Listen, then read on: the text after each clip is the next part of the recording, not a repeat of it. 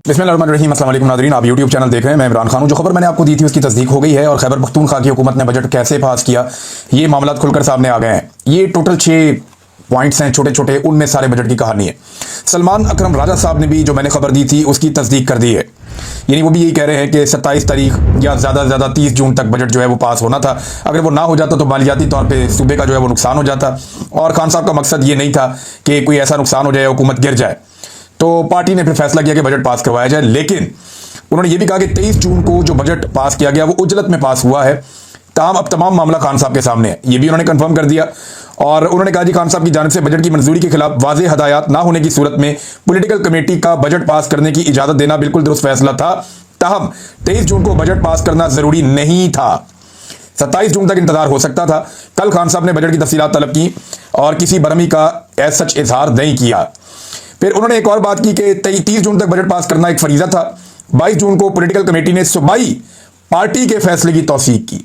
मैंने आपसे पहले कहा था ना, सूबाई पार्लिमानी पार्टी का फैसला था, वो फैसला पॉलिटिकल कमेटी के सामने रखा गया जिस वक्त पॉलिटिकल कमेटी में सारे लोग मौजूद भी नहीं थे। अब जरा ये कहानी सुन ले कि हुआ क्या।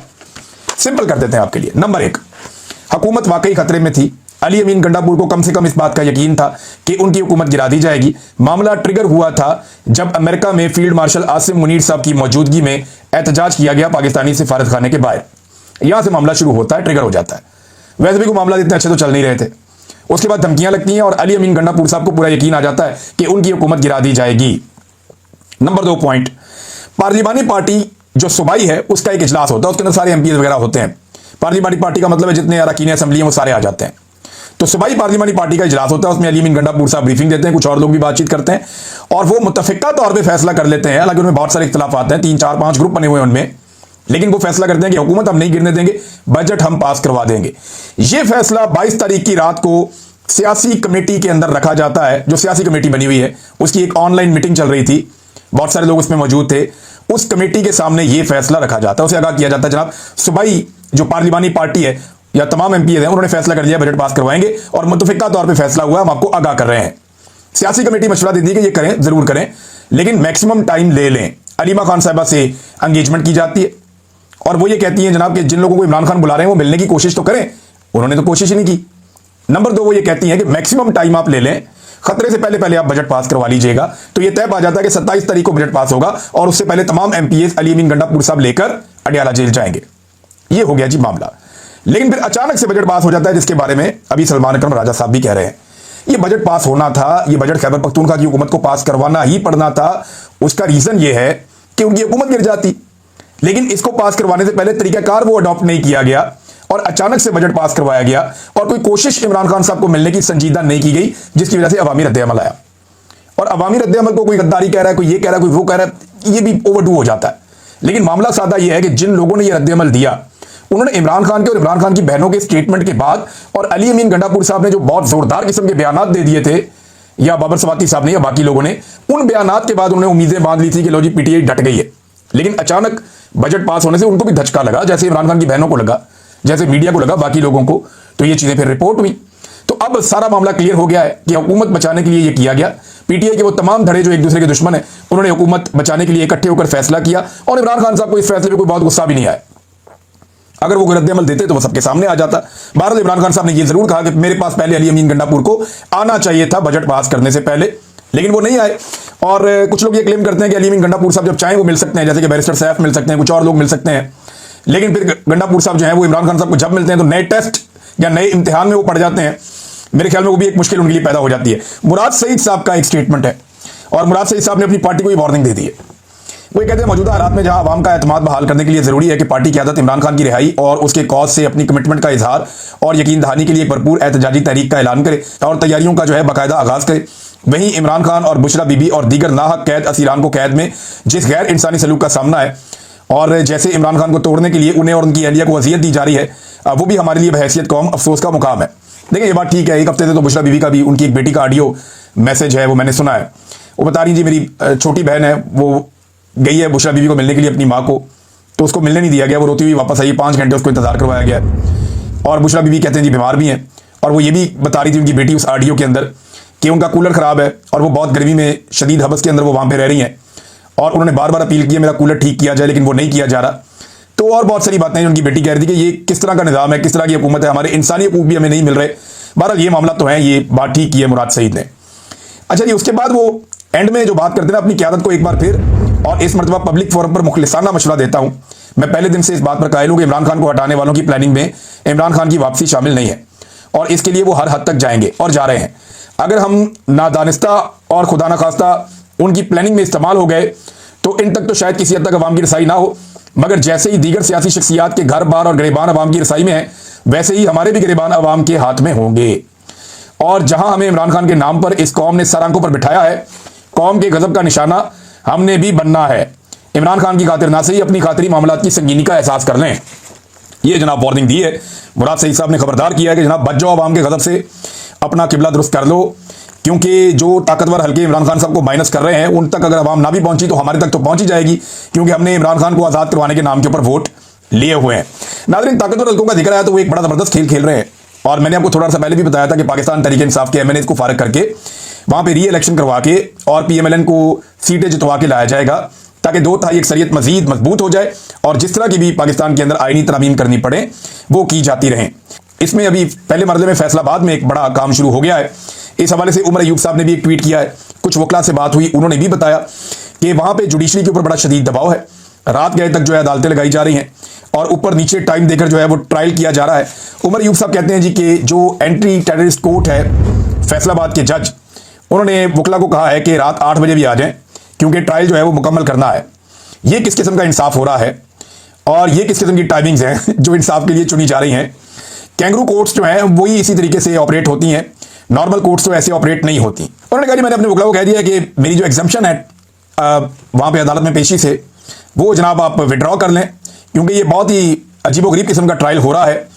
और साथ उन्होंने ये कहा, it appears that the verdict is being typed by Havaldar Bhutta. वो कह रहे हैं जी ऐसा लगता है कि हवलदार भुट्टे ने जो है फैसला पहले से टाइप कर दिया है, और ये एजेंसियों के आगे उन्होंने नाम लिए ISI, MI, IB, FIU, SB, who will deliver it to the ATC जज फैसलाबाद इन अ वीगो डाला। वो कह रहे हैं जी ये डिलीवर कर दिया जाएगा, फैसला पहुंचा दिया जाएगा जज को, जो एंटी टेररिस्ट कोर्ट के जज हैं, और ये वीगो डाले के अंदर पहुंचा दिया जाएगा। तो फैसलाबाद से कार्रवाई का आगाज हुआ है। फैसलाबाद वो शहर है जहां पे 100% पाकिस्तान तहरीक इंसाफ को कामयाबी मिली थी।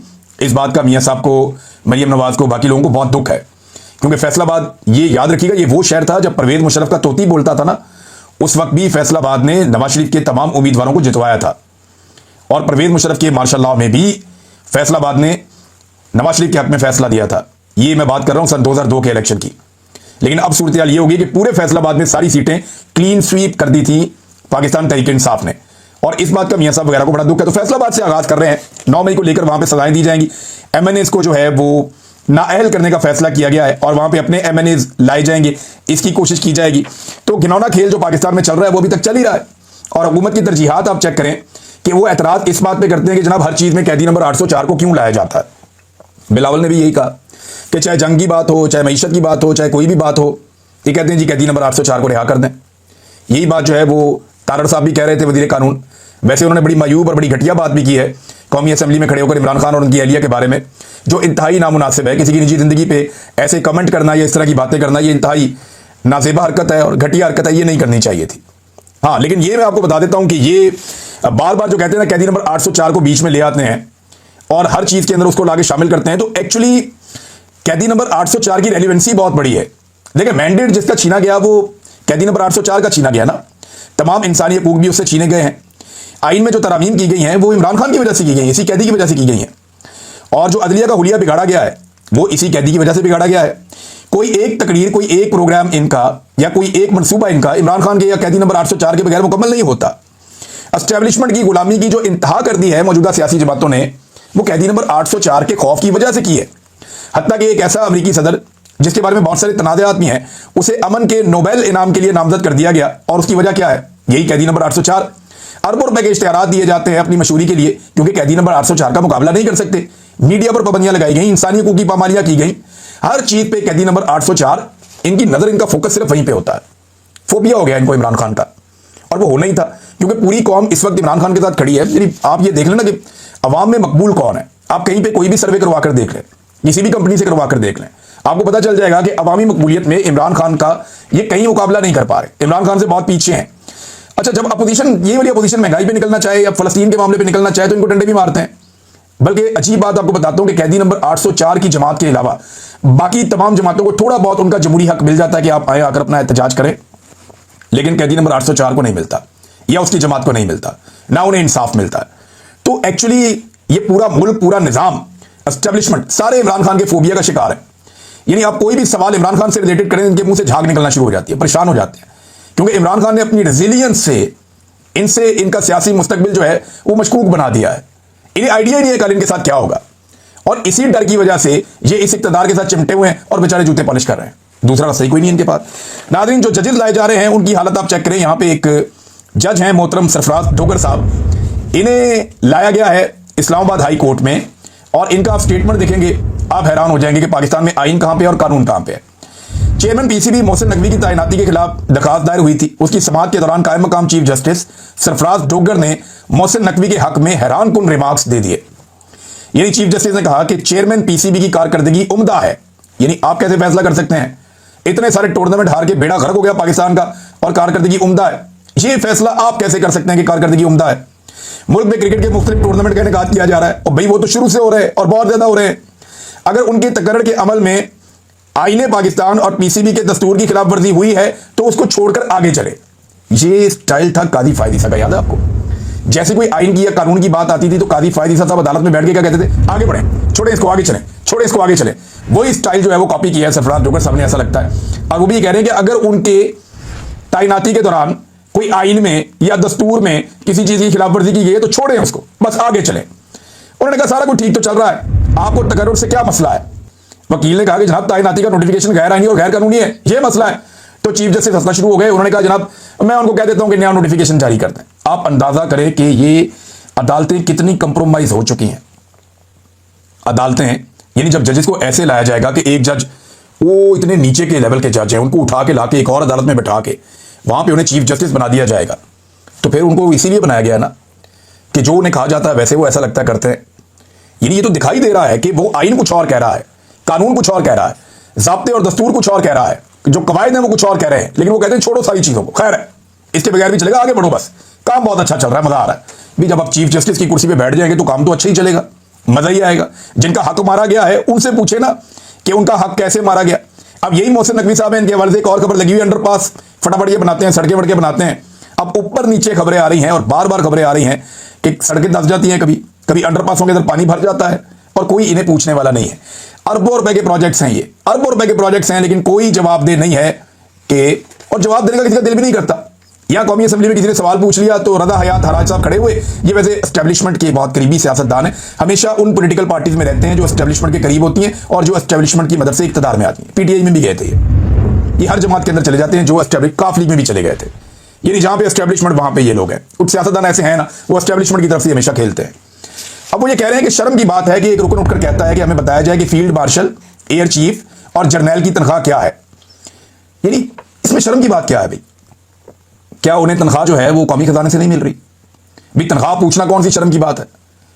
आप इंडिया में पूछ सकते हैं इंडियन आर्मी चीफ की तनख्वाह क्या है, अब अमेरिका में पूछ सकते हैं अमेरिकन आर्मी चीफ की तनख्वाह क्या है, मैं यहां बरतानिया में हूं, यहां पूछ सकते हैं लोग। इसमें प्रॉब्लम क्या है? यानी अगर किसी ने पूछ लिया कि फील्ड मार्शल की, आर्मी चीफ की, जनरल की, किसी और की तनख्वाह कितनी है, तो इसमें क्या प्रॉब्लम है? बताना चाहिए। हर सरकारी मुलाजिम की तनख्वाह का पता होना चाहिए। भाई आवाम तनख्वाह दे रही है ना अपनी जेब से, तो इसमें प्रॉब्लम क्या है? इसमें शर्मिंदगी वाली बात क्या है? इसमें तो कोई शर्म की बात नहीं है। शर्म की बात तो यह है कि छुपाया जाए किसी बात को, किसी बात को राज में रखा जाए। उमर फारूक रज़ी अल्लाह अन्हु से लोगों ने पूछ लिया, दूसरी चादर का हिसाब मांग लिया, तो उन्होंने कहा कि यह शर्म की बात है। वैसे हद हो गई है मेरी इनकी, वैसे इनके दिमाग की सलाहियतों में मैं हैरान हो जाता हूं, जंग लग गया इन लोगों को। भाई जब खलीफतुल वक्त जो दुनिया के एक बहुत बड़े खित्ते पे हुक्मरानी करते थे, जिनके सामने कोई बोल नहीं सकता था, कुफार की टांगें कांपती थी, उनसे जब सवाल होता है तो वो जवाब देते हैं। और इस तरह का एक नहीं दर्जनों मिसालें मौजूद हैं। जब वो लोग जवाब देते तो ये लोग जवाब दे क्यों नहीं है? भाई ये तो उनके पैरों की खाक के बराबर भी नहीं है, इनकी तो औकात ही टके की नहीं है, ये जवाब क्यों नहीं देंगे जब वो लोग जवाब देते थे? तो एक अजीब मिसाल पेश कर दी और फिर कहते हैं जी वो हलाल रिज़्क खाते हैं, उनकी रगों में हलाली खून है, पहले खुद को देखो तुमने मुल्क के लिए क्या किया। ये क्या आप ताने दे रहे हैं? अभी अपनी पार्लियामेंट को आप डिग्रेड कर रहे हैं।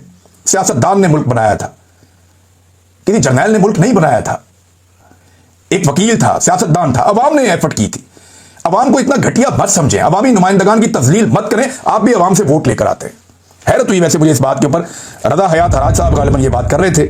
उम्मीद करता हूं कि अगर ये क्लिप उन तक पहुंचेगा तो वो माइंड करने की बजाय आइंदा इस बात का ख्याल रखेंगे कि जिससे भी पूछा जाए कि तुम्हारी तनख्वाह कितनी है, जब वजीर आजम से पूछा जा सकता है, सदर से पूछा जा सकता है, तो बाकी लोगों से भी पूछा जा सकता है।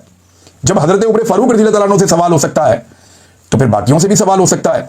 ये क्या बात हुई कि सवाल ही नहीं हो सकता। नाज़रीन, एक और चीज है, पाकिस्तानी मीडिया थोड़ा सा गलत रिपोर्ट कर रहा है और रिपोर्ट करते हुए इसमें लिख रहे हैं कि फील्ड मार्शल आसिम मुनीर साहब की तारीफ की है डोनाल्ड ट्रंप ने। नहीं, डोनाल्ड ट्रंप को ना तो उन्होंने फील्ड मार्शल कहा, ना उन्हें आसिम मुनीर साहब का नाम याद था, बल्कि वो नाम याद करना चाह रहे थे, उन्हें वो याद नहीं था। लेकिन उन्होंने ये जरूर कहा कि मैं एक पाकिस्तानी जनरल से मिला, वो जनरल मुझे पिछले हफ्ते मिला था, और साथ उन्होंने उनके लिए जो है वो कहा कि मुतासिर कुन शख्स है।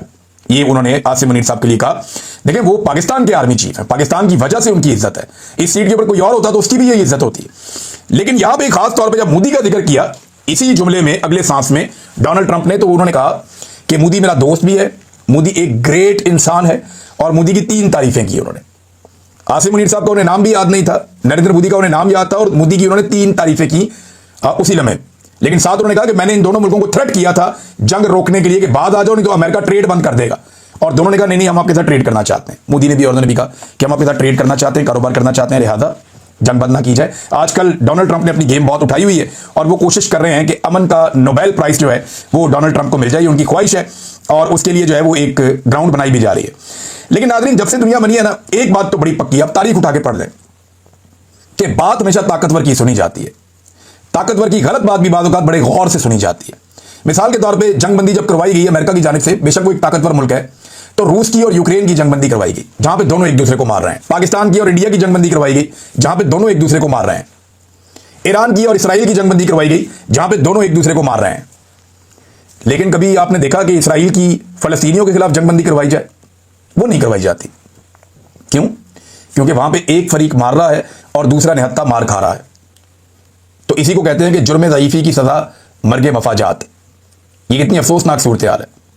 मेरे ख्याल में ये मौका था जहां पे सारे मुसलमानों को और सारी दुनिया को फायदा उठाना चाहिए था और फलस्तीनियों के लिए उनका हक मांगना चाहिए था। जंगबंदी को 2 दिन हुए, गुज़िश्ता 2 दिनों में रोजाना 80 के करीब लोग शहीद हो रहे हैं।